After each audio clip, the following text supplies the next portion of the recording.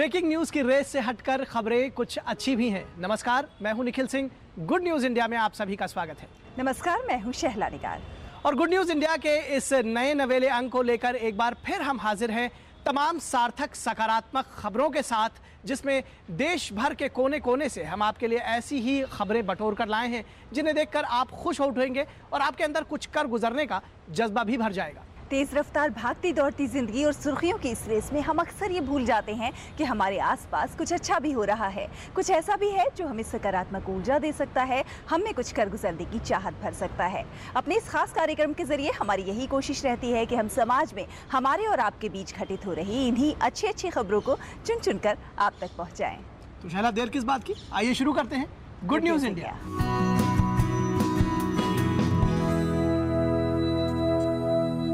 शैला, आपने दीपा कर्माकर का नाम सुना होगा, जिन्होंने ओलंपिक्स में महिला वर्ग में जिम्नास्टिक के लिए क्वालिफाई किया है। बिल्कुल सुना है निखिल, और उन्होंने देश का नाम रोशन किया है। लेकिन इसी कड़ी में आज हम अपने दर्शकों को मिलवाने जा रहे हैं छत्तीसगढ़ के एक छोटे से गांव की रहने वाली प्रतिमा मरकाम से। इन्होंने जिम्नास्टिक के जरिए अपनी प्रतिभा का लोहा मनवाया है और निखिल, इनके शरीर में इतना लोच है कि लोग उसकी प्रतिभा के कायल हो गए हैं। बिल्कुल, और शरीर में इतना लोच है कि लोग इन्हें रबर की गुड़िया के नाम से पुकारते हैं।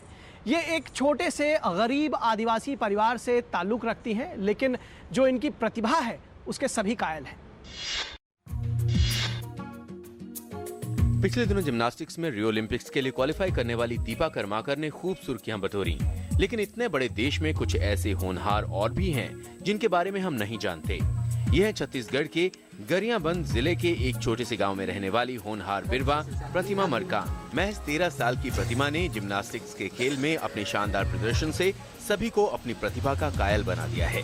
खास बात यह है कि इस बेहद गरीब आदिवासी परिवार से ताल्लुक रखने वाली प्रतिमा का कोई कोच या गुरु नहीं है जो इन्हें इस खेल की बारीकियों से रूबरू करा सके।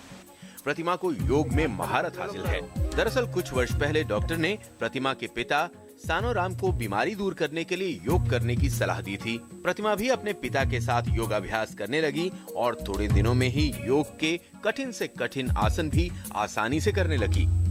योग में प्रतिमा का कौशल देखकर इनके स्कूल के शिक्षकों ने इनका नाम जिम्नास्टिक्स के खेल में डाल दिया और स्कूल में होने वाली खेल प्रतियोगिताओं में हिस्सा लेने को कहा।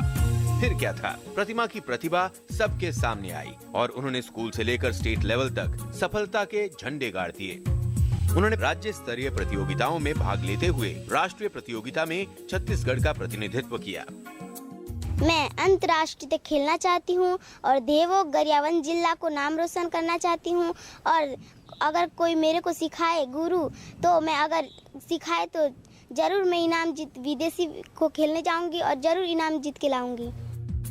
गांव के लोग बेहद खुश हैं कि गांव की बेटी ने एक अनजाने से खेल में उनका नाम रोशन किया है।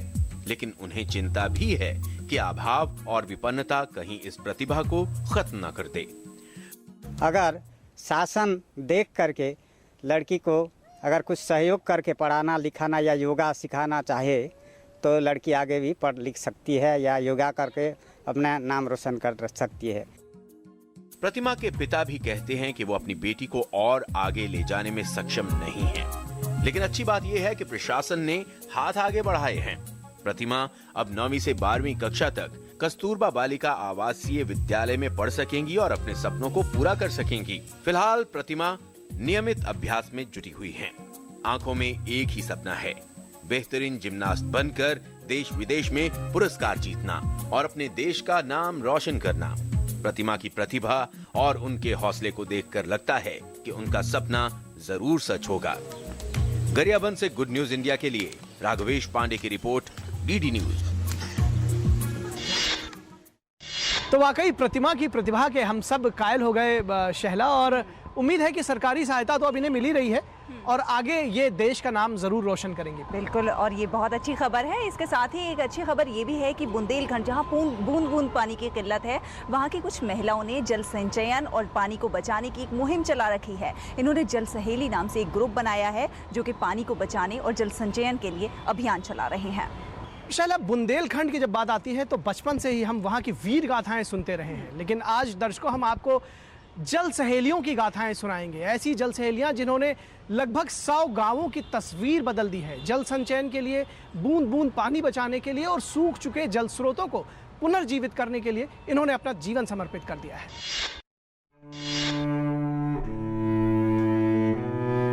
उत्तर प्रदेश का बुंदेलखंड गंभीर सूखे से जूझ रहा है। बारिश की बाट जो रही धरती सूख रही है और जानवर से लेकर इंसान तक जल संकट से दो चार है। लेकिन ऐसे विकट सूखे में आशा की किरण बनकर सामने आई हैं बुंदेलखंड के गांवों की घरेलू महिलाएं, जिन्होंने जल सहेली नाम का संगठन बनाकर जल संचयन और सूख चुके जल स्रोतों को पुनर्जीवित करने के लिए मुहिम चलाई है। अपने अभिनव प्रयास से इन जल सहेलियों ने बुंदेलखंड के 3 जिलों हमीरपुर, जालौन और ललितपुर के लगभग 100 गांवों की तस्वीर बदल दी है। जल सहेलियों का समूह गांवों में घर घर जाकर लोगों को पानी के उचित उपयोग और उसे बचाने के लिए जागरूक कर रहा है। इतना ही नहीं, इन जल सहेलियों ने घर में इस्तेमाल किए गए पानी के पुनः उपयोग की भी नायाब तरकीब निकाली है। घर की नाली को इन्होंने अपने घर के नजदीक सब्जी के खेतों से जोड़ा है। अब इनके किचन गार्डन के लिए सिंचाई का पानी घर के किचन से ही मिल जाता है। हम लोगन ने क्या करो, हम लोगन को बाजार से सब्जी जो खराब मिलती थी, सूखी पाकी क्या दिन की, अब हम लोगन ने क्या करो, गाँव में जो अपने मोहल्ला में किचन गार्डन बनाए, तो उन किचन गार्डन में हम लोगन ने जो गंदो पानी है वो नालियन को गाँव को जाता है, तो हम लोगन ने को 5 बजे को 10 बजे उनमें पौधा लगाए, भिंडी, तुरैया, लौकी, सब पूरी सब्जियाँ। तो हम लोग जो पानी रोक के हमने बताओ है को कि यहाँ पानी रोको तो तलैया में गंदे न जावे पानी, मतलब तो यहीं से पैदावारी होने लगे। इन महिलाओं ने एक अनौपचारिक पानी समिति बनाई है, जिसे इन्होंने नाम दिया है पानी पंचायत। पारंपरिक जल संरचनाओं और पानी के संरक्षण संवर्धन के लिए बुंदेलखंड की इन जल सहेलियों की कोशिशों से तमाम सूखे हुए तालाबों, कुओं और पोखरों में दोबारा पानी आ गया है। इनके कदम अब संपूर्ण जल सत्याग्रह की ओर बढ़ रहे हैं। ये जल सहेलियां पानी के सही इस्तेमाल, साफ सफाई और पानी से होने वाली बीमारियों के बारे में भी लोगों को जागरूक कर रही हैं।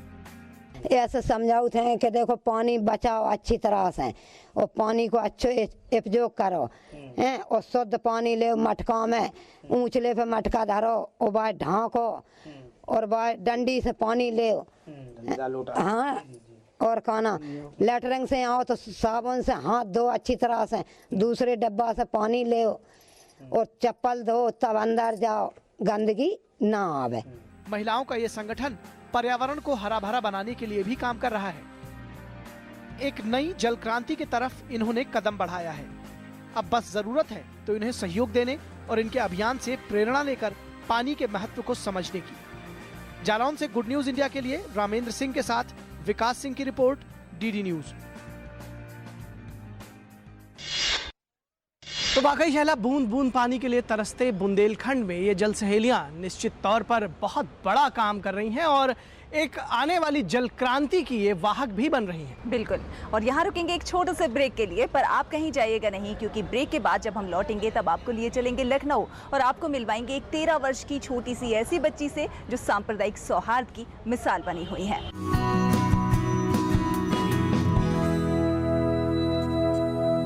कृषि जगत में एक नई सुबह न्यू हॉलैंड एग्रीकल्चर के साथ अत्याधुनिक तकनीक वाले ट्रैक्टर तथा अन्य कृषि उपकरणों की अधिक जानकारी के लिए संपर्क करें 1800-419-0124। मैं प्रतिदिन योग करता हूँ। योग ने मेरा सामर्थ्य और आत्मविश्वास बढ़ाया है। आप भी योग अपनाएं, स्वस्थ, सानंद और ऊर्जावान रहें।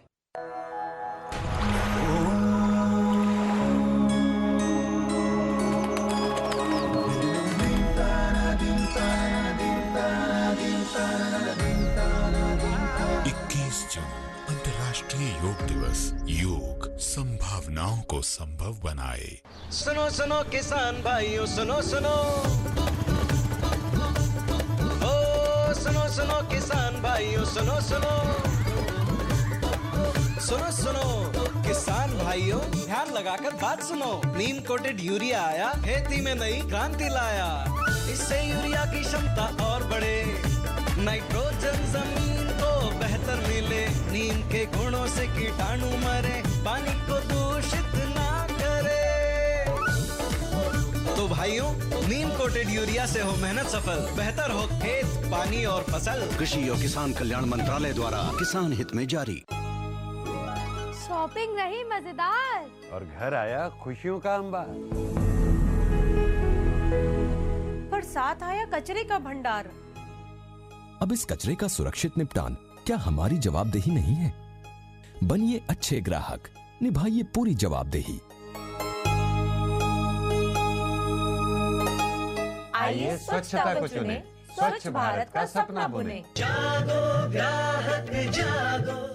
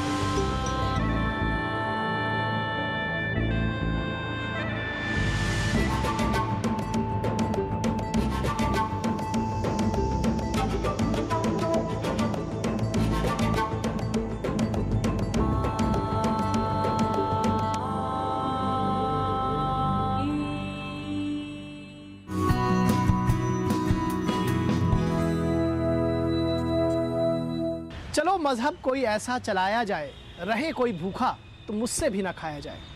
शहला, ये शेर मैंने 13 साल की छोटी सी उम्र में सांप्रदायिक सौहार्द की मिसाल बनी मरियम सिद्दीकी के ऊपर सुनाया है। मरियम सिद्दीकी के विषय में आपको याद होगा दर्शकों, पिछले साल इस्कॉन इंटरनेशनल ने एक प्रतियोगिता आयोजित की थी श्रीमद् भगवद गीता के ऊपर, और मरियम सिद्दीकी ने 5000 बच्चों के बीच में पहला स्थान हासिल किया था। निखिल, इसी मिशन को वो अभी और आगे बढ़ा रही हैं और वो 4 धार्मिक ग्रंथों का अध्ययन कर रही हैं। गीता, कुरान, बाइबिल और गुरु ग्रंथ साहिब, इन 4 धार्मिक ग्रंथों का अध्ययन करके इनमें दी गई अच्छी शिक्षाओं को लोगों तक पहुंचाने का काम कर रही हैं। इस तरह से वो इस छोटी सी उम्र में सांप्रदायिक सौहार्द की मिसाल बन गई हैं।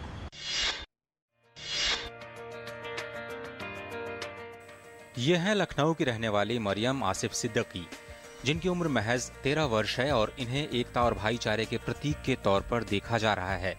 मरियम आजकल एक अनोखे मिशन पर हैं। वो कुरान, भगवद गीता, बाइबिल और गुरु ग्रंथ साहब का विस्तार से अध्ययन कर इन ग्रंथों की अच्छी बातों और इनके संदेश को जन जन तक ले जाने का काम कर रही हैं। खास बात यह है कि ये सभी धर्म ग्रंथ इन्हें प्रधानमंत्री नरेंद्र मोदी ने भेंट किए हैं। दरअसल मरियम ने पिछले साल इस्कॉन इंटरनेशनल सोसाइटी द्वारा गीता की शिक्षाओं के प्रसार के उद्देश्य से आयोजित एक अंतर स्कूल प्रतियोगिता में हिस्सा लिया था।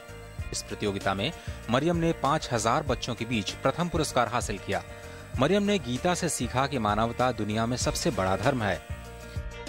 सबसे बड़ा धर्म जो है वो है सिर्फ इंसानियत का, क्योंकि हम सब इंसान हैं और हमारे अंदर जो प्रेम है, हम सब जो एक साथ जो प्रेम में रहते हैं उसे ही इंसानियत कहते हैं। तो आज मैं संदेश ये देना चाहती हूँ कि हम जैसे परिवार में रहते हैं प्रेम मोहब्बत से, तो आज वो सिर्फ परिवार तक ना रखे, हम समाज में भी लाया जाए। मरियम ने न सिर्फ गीता के श्लोक कंठस्थ किए बल्कि इसमें दिए गए श्री कृष्ण के उपदेश को आत्मसात भी किया, और शायद यही वजह है कि मरियम ने पुरस्कार स्वरूप जीती पूरी धनराशि गरीब लड़कियों की शिक्षा के लिए दान कर दी। पिछले साल भगवद गीता पुरस्कार जीतने के बाद मरियम को अंतर्राष्ट्रीय स्तर पर ख्याति मिली। गुजरात के मुख्यमंत्री आनंदीबेन पटेल ने उसे सम्मानित किया और पुरस्कार स्वरूप 11,000 रुपए की धनराशि दी। प्रधानमंत्री नरेंद्र मोदी भी मरियम से काफी प्रभावित हुए और पीएम मोदी ने उसे कुरान, भगवद गीता, बाइबिल और गुरु ग्रंथ साहब भेंट में दी। मरियम अब नए मिशन पर हैं। मजहब और फ़िरका परस्ती में उलझी ये दुनिया जो रोज धार्मिक उन्माद से घायल होती है, मरियम उसी मर्ज की दवा है। ये छोटी सी गुड़िया धर्म के नाम पर नफरत फैलाने वालों के लिए एक सबक के तौर पर मिसाल है, और शायद यही संदेश भी कि नींव में जिसके जरूरी हो लहू इंसान का, ऐसे मंदिर मस्जिदों को हम बनाकर क्या करें। लखनऊ से गुड न्यूज इंडिया के लिए उमाशंकर दुबे की रिपोर्ट, डीडी न्यूज। लेकिन जोश, जज्बा और जुनून इंसान को कुछ हटकर काम करने की प्रेरणा देता है, सीख देता है, और इसी का नायाब उदाहरण है सोनल सेमवाल, जो कि दिल्ली में रहती थी, यहाँ पर पढ़ती थी, काम करती थी, लेकिन यहाँ से वो अपने गांव चली गई और गांव में जाकर महिला सशक्तिकरण की मिसाल बन गई हैं। बिल्कुल। और सोनल सेमवाल दरअसल जब अपने गांव पहुंची तो उन्होंने देखा कि यहाँ पर सेब का उत्पादन तो अच्छी खासी संख्या में होता है, लेकिन उनके गांव की महिलाओं की स्थिति पर, आर्थिक स्थिति पर इससे कोई फर्क नहीं पड़ता है। तो उन्होंने ठान ली कि वो इन सब को एक समूह बनाएंगी और अपने गांव में एक परिवर्तन की लहर लेकर आएंगी, और उन्होंने ऐसा कर दिखाया है। मिलिए हिमालय क्षेत्र की बहादुर बेटी सोनल सेमवाल से, जो हिमालय की गोद में बसे सीमावर्ती प्रदेशों की ग्रामीण महिलाओं को आत्मनिर्भर बनाकर उनका सशक्तिकरण करने का काम कर रही हैं।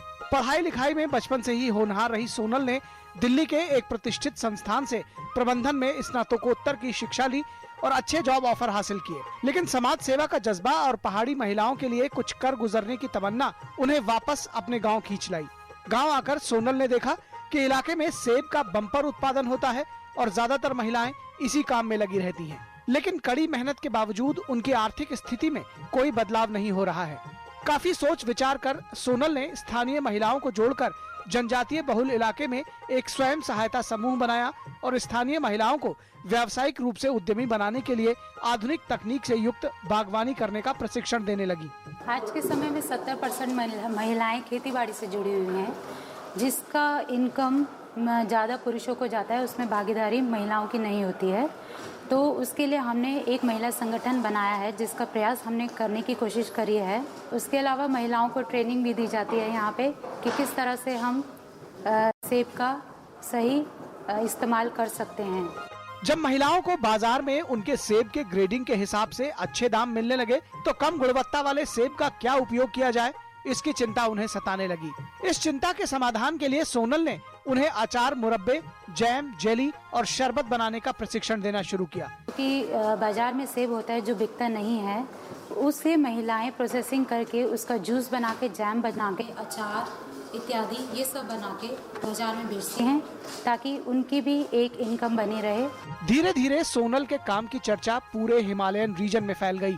दूर दूर की महिलाएं यहाँ प्रशिक्षण लेने के लिए आने लगी। सरतम बमगाई मैडम जी आए हैं, उन्होंने हमको बहुत कुछ सिखाया है, जैसे चुल्लू का अचार बनाना, चटनी बनाना, जैम बनाना, ये हम सब चीज़ सीख चुके हैं। हमको ट्रेनिंग सिखाई गई है, हमने खुद भी बनाया है घर पर और बेचा भी है लोकल मार्केट में। हर महीने पे मीटिंग रखते हैं, सबको बताते हैं, सिखाते हैं, कुछ सिखाते हैं, कुछ सीखते हैं। फलों के प्रसंस्करण के प्रति महिलाओं की बढ़ती रुचि और उत्पादों की बढ़ती बिक्री को देखते हुए सोनल ने 2011 में हिमालयन फ्रेश जूस नाम से एक संस्था बनाकर एक फैक्ट्री की शुरुआत की।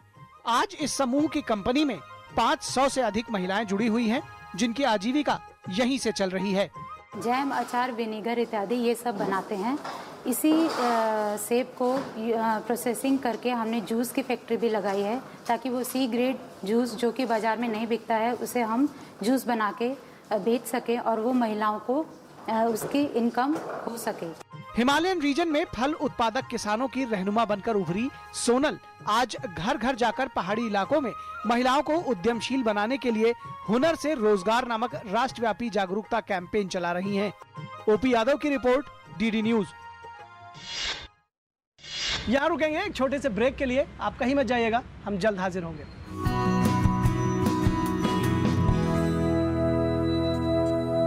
बहनों, नीम कोटिंग यूरिया के कारण आपकी जमीन को बचाने में, आपकी फसल को बचाने में और आपके पैसे बचाने में काम आने वाला है। इस नीम लेपित यूरिया से और क्या क्या लाभ है? एक तो इसकी खपत कम होती है और इसमें नीम होने के कारण कीट भी कम आते हैं, मिट्टी और फसल खिल उठते हैं। ये नीम लेपित यूरिया का उपयोग केवल खेती बाड़ी के लिए होता है। इस साल यूरिया का रिकॉर्ड उत्पादन हुआ है। अब ये नीम लेपित यूरिया हर जगह आसानी से मिलता है। ये तो बहुत अच्छी बात है।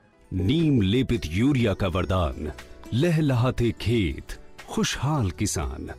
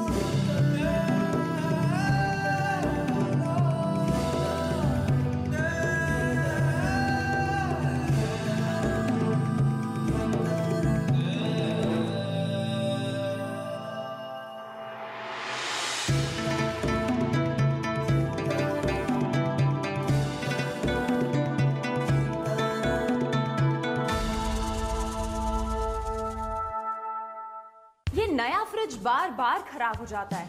दुकानदार और मैन्युफैक्चरर दोनों सुन ही नहीं रहे। बिल्डर ने चीटिंग की, मेरे घर का सपना सपना ही रह गया। क्या करूं? मेरे मैनेजमेंट इंस्टीट्यूट ने मेरे साथ फ्रॉड किया, करियर बनने से पहले ही बिगड़ गया। कहाँ जाऊं? उपभोक्ता अदालत है ना? जी हाँ, जहाँ वकील की सेवा जरूरी नहीं, आप सादे कागज पर नाम मात्र फीस देकर अपनी शिकायत दर्ज करा सकते हैं। फैसला भी शीघ्र होता है। जागो ग्राहक जागो। कृषि जगत में एक नई सुबह न्यू हॉलैंड एग्रीकल्चर के साथ अत्याधुनिक तकनीक वाले ट्रैक्टर तथा अन्य कृषि उपकरणों की अधिक जानकारी के लिए संपर्क करें 1800-419-0124। मुथूट फाइनेंस, भारत का नंबर 1 भरोसेमंद फाइनेंस डाइवर्सिफाइड ब्रांड, जो आपको देता है भारत का सबसे बढ़िया गोल्ड लोन, यानी सबसे बढ़िया ब्याज दर, सबसे अधिक लोन राशि, घर बैठे ऑनलाइन गोल्ड लोन की सुविधा, ऑनलाइन इंटरेस्ट का भुगतान करें। कॉल करें 1800-120-2838।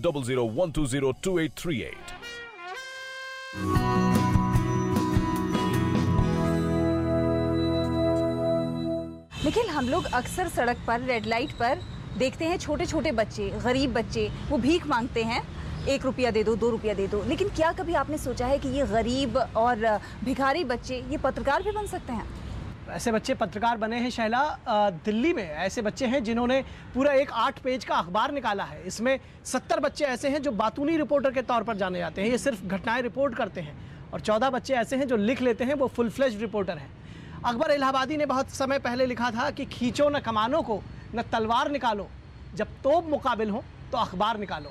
और अखबार की शक्ति से ये बच्चे हमसे आपसे ज़्यादा समझदार निकले हैं, और शायद हम जैसे पत्रकारों को भी ये प्रेरित कर रहे हैं। नशे की लत में डूबे और सड़क पर भीख मांगते इन बच्चों को देखकर क्या कभी आपने सोचा होगा कि ये पत्रकार भी हो सकते हैं? चौंकिए नहीं, मिलिए इन छोटे बाल पत्रकारों से। ये हैं अपने अपने एरिया के रिपोर्टर, जो अपने अपने इलाकों में बच्चों के साथ होने वाले अन्याय और वारदात की खबरों को एकत्र करते हैं और फिर उन्हें स्थान देते हैं बालकनामा नामी अपने अखबार में।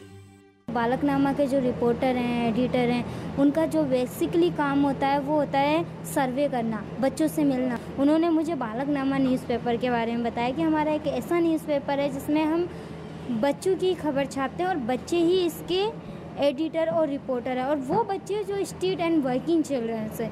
तो ये सुन के थोड़ा सा मतलब एकदम अजीब सा भी लगा और अच्छा भी लगा कि ये एक स्ट्रीट वर्किंग चिल्ड्रंस बच्चों का न्यूज़पेपर और वो बच्चे निकाल रहे हैं। तो फिर उन्होंने कहा कि आप भी खबर दे सकते हैं इसमें, और आप भी अपनी मतलब खबर आ सकती हैं। ये सभी बच्चे समाज के बेहद निम्न तबके से ताल्लुक रखते हैं। कोई सब्जी बेचता है तो कोई रेड लाइट पर रूमाल, और बहुत सारे तो ऐसे हैं जो कभी केवल भीख मांगते और नशा करते थे। ये वे बच्चे हैं जिन्हें अपनी रोजमर्रा की जिंदगी में बहुत सारी मुश्किलों और बहुत सारे खतरों का सामना करना पड़ता है। इन बच्चों ने कभी सपने में भी नहीं सोचा था कि एक दिन इन्हें इतने सम्मान की दृष्टि से देखा जाएगा।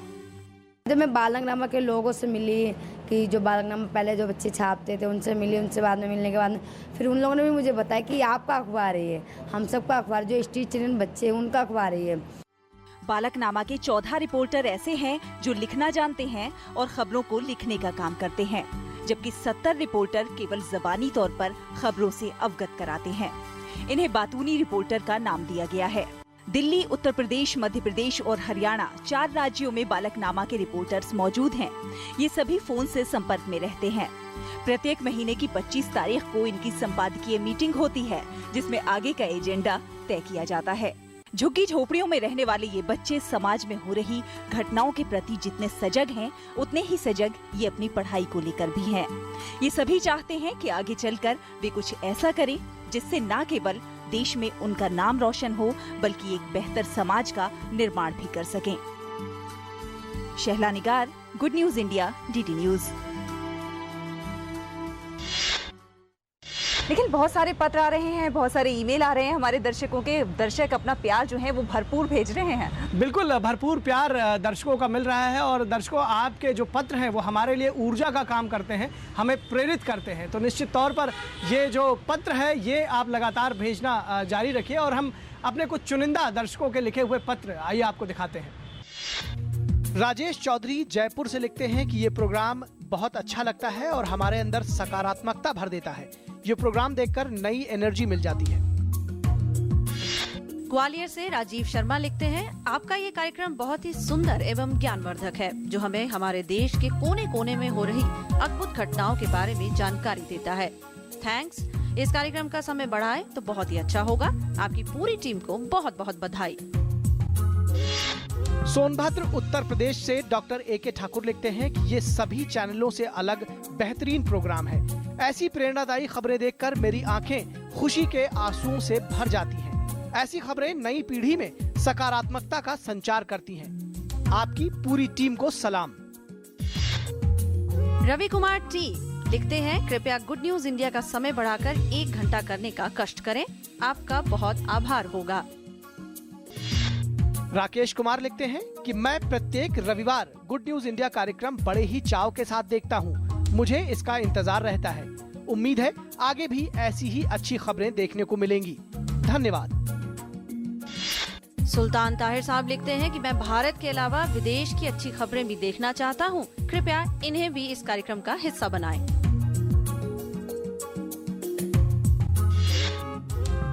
तो देखिए, इसी के साथ हम अपना आज का ये कार्यक्रम यही समाप्त करते हैं। दर्शक मित्रों, हमारे आज के इस खास कार्यक्रम में बस इतना ही। लेकिन आप सभी को हमारा ये कार्यक्रम कैसा लग रहा है, आप हमें यूं ही लिखते रहिए। यूं तो आपकी ढेरों प्रतिक्रियाएं हमें प्राप्त हो रही हैं और बहुत अच्छा भी लग रहा है। लेकिन आगे भी आप अपनी ऐसी ही प्रतिक्रियाएं हमें भेजते रहिए। हमारा ईमेल आईडी है dd@goodnewsindia@gmail.com। दर्शकों, इन प्रतिक्रियाओं और पत्रों के अलावा अगर आपके पास कुछ अच्छी खबरें हो, कुछ सार्थक सकारात्मक खबरें हो, गुड न्यूज़ हो, तो वो भी आप हमें इस जीमेल आईडी पर भेज सकते हैं। और इसके अलावा अगर कुछ गुड न्यूज़ के वीडियोस भी हों तो वो भी आप हमारे साथ शेयर कर सकते हैं। अगर ये हमारे मानकों पर खरे उतरते हैं तो हम अपने इस कार्यक्रम में इसे ज़रूर स्थान देंगे। तो दर्शकों, हमारे इस खास कार्यक्रम में आज बस इतना ही। हमारी पूरी टीम को दीजिए इजाज़त। नमस्कार।